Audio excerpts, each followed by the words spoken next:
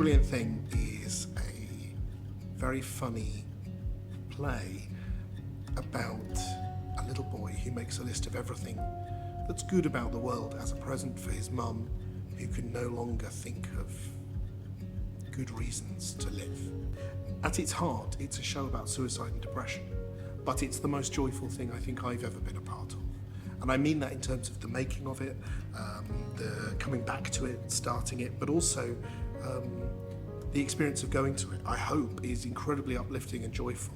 And to be bringing this play into the roundabout after its first appearance in its earliest incarnation at the Edinburgh Festival 10 years ago, we are very different people coming back to this, and the story is inevitably different, and the opportunity to sit down and do table work and rewrite and still keep the sort of the beating heart of it felt like a really fantastic, exciting opportunity.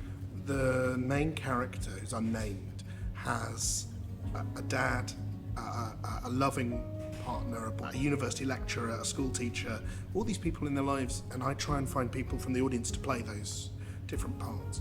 And the thing I love about it is those sort of big interactions, which are sort of key to the real sort of dramatic heart of the play.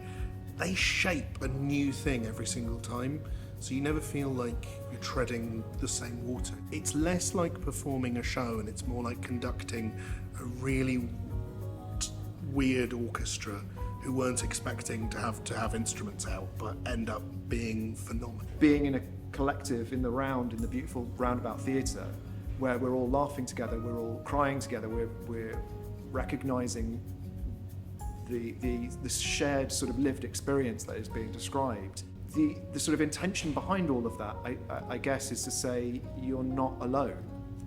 And it's maybe not particularly fashionable or exciting thing to say, but I think I still stand by it as 12 years on, 20 years on from when the first short story was written. It's still a worthwhile thing to say, I think. I see you and I feel you, and you're not alone. Since 2014, it's been really hard. We wanted to make something joyful. I want it to feel like it's positive again. There was a period when I grew up where the future was a better place, and for the last 10 years I've been told the future is over, that nothing is good. So I hope you come out of this and just for a minute feel back to that hope and that joy and sense of life. If that's not too much to ask. And just be silly, be joyful, be generous, be spontaneous.